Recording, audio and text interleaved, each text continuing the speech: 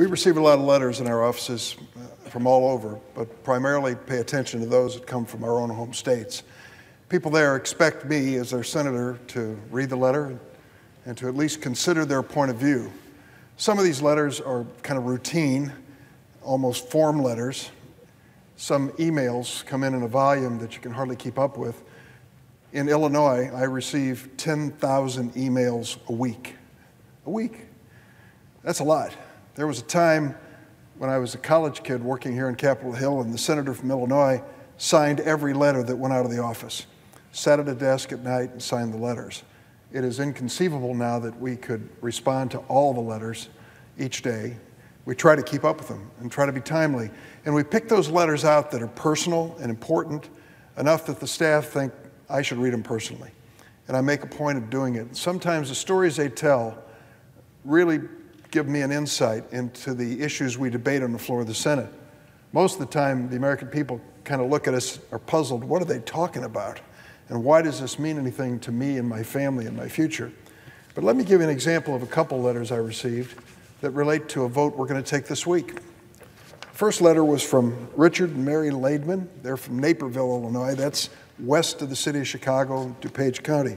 Richard and Mary wrote, quote, "Our 13-year-old son, Sam, 13 years old, was diagnosed with leukemia after the no pre-existing conditions exclusions for kids protection went into effect.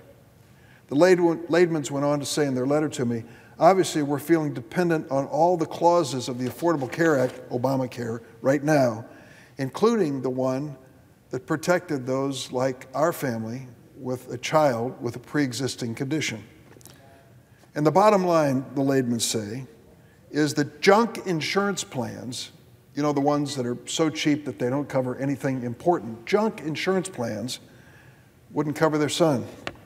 They'd leave him and the family to fend for themselves in the individual market. You know what it's like to go into an individual market as a mother and father and try to find health insurance for a 13-year-old son who's been diagnosed with leukemia? Maybe you can't find any, but if you could, it'd be so expensive you might not be able to afford it. The Affordable Care changed that. Affordable Care Act changed that. And it said if you're going to offer a health insurance plan in this country, you cannot discriminate against Americans with pre-existing conditions. You've got to cover everybody. Bring them all in. We do that in Medicare, you know. We say that when you reach Medicare eligibility, all aboard. Everybody's invited in. But for the longest time, private health insurance companies wanted to pick and choose. They want healthy people who can pay premiums. They'd rather not pay these bills, and so they excluded a lot of people with pre-existing conditions. Sam here, age 13, diagnosed with leukemia, would be one of the victims of that old-time approach. The Leukemia and Lymphoma Society recently stated, and I quote, "People diagnosed with cancer while on a short-term plan soon discover these plans fail to cover even life-saving cancer treatment. If patients on short-term plans can get access to cancer therapies at all, they'll often be left with hundreds of thousands of dollars in medical bills." So what does that mean about our debate this week? Tammy Baldwin is a senator from the state of Wisconsin. She's going to offer to the Senate tomorrow a chance to vote against President Trump's plan that would eliminate protection for pre-existing conditions. We'll get a chance to be on record here, and I think it's long overdue. None of us know what tomorrow will bring. You don't know if tomorrow will bring an accident or a diagnosis, and all of a sudden, your happy, healthy family has a challenge you never dreamed of. It's happened to my family. I'll bet it's happened to most of ours, most of yours. And the question is, are we going to demand of health insurance companies that they cover those with pre-existing conditions, or are we going to just tell those families, fend for yourself? See what happens. See how much it costs. Another letter from Watseka, Illinois, the McTaggart family. Watseka's south of Chicago, rural county, big towns like Iroquois County, big towns like Watseka, Milford, great little place. Here's a letter from Christina McTaggart from Watseka. Originally diagnosed with stage 3 inflammatory breast cancer. Given this type of aggressive cancer, her prognosis was not good. She went through 16 cycles of chemo, a bilateral mastectomy, 33 radiation treatments, failed reconstruction and chronic tissue issues, and a thyroid cancer diagnosis. After all that, she learned the breast cancer was back. This time she was stage 4. In her letter to me, Christine said, "When the Affordable Care Act became law, I had no idea that my life would come to depend on policies such as pre-existing conditions not excluding me from coverage." She ends with this quote, "I thank you for your tireless advocacy on this issue. My life literally depends on it." We pass a lot of resolutions here for National Pickle Week and saluting the flag, and all of that's part of our job. But occasionally an issue comes to the floor of the Senate really is going to affect life and death issues for Americans all across our nation. This is one of them. This is the #1 issue in this election. Oh, you might think our debate last week about a Supreme Court justice was important, but if you ask families back in Illinois, what do you really care about? Senator, that was an important debate.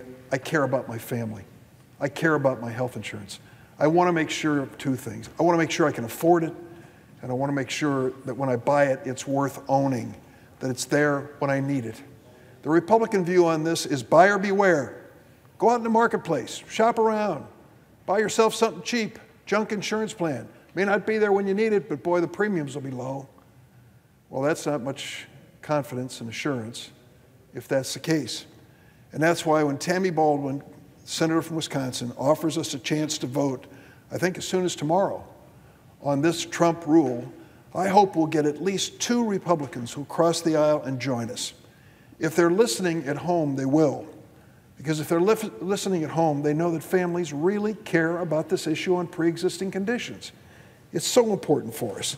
And you look at the groups that have come out in opposition to President Trump's junk insurance plans, they're the most important groups that you could think of. Listen to what the American Cancer Society said about President Trump's junk plan rule. "Leave older and sicker Americans in the individual market with few, if any, affordable health coverage choices." And that quote, "Patients living with serious conditions will be left paying more for the coverage they need if they can afford coverage at all." In recent months, I've heard a lot of congressional Republicans proclaim to care about people with pre-existing conditions, especially those up for re-election. These are the same ones who eagerly voted to repeal the Affordable Care Act in the middle of the night. I've been in the Senate a few years. That was one vote I'll never forget. John McCain walked through those doors in the middle of the night, stood at that table, and with his arms still restricted because of the torture he went through as a veteran in the Vietnam War, he could barely lift his right arm with his thumb pointed down, saying no. That vote, that no vote, together with 2 other Republicans, saved health insurance coverage for millions of Americans. But the Trump administration isn't finished. They found new ways to reduce coverage for American families and to raise cost. That's what the Trump plan is all about. That's what we get a chance to vote on. The Senate is broken out 51 Republicans and 49 Democrats. If all of the Democrats vote for Tammy Baldwin, and I think they will, we still need 2 Republicans to see if they'll come over and vote not only against the Trump plan, but vote for the millions of families like those that I've read about today on the floor, who are counting on quality health insurance to be there when they need it, who believe that no one should discriminate against someone because of a pre-existing health condition. That to me seems fundamentally fair. I've raised a child with a serious problem. We face this time and time again. Nobody should have to face it. A vote for Tammy Baldwin's resolution of disapproval on the Trump plan tomorrow will put America on the right course for families that need health insurance they can count on. Mr. President, I yield the floor. Suggest the absence of a quorum.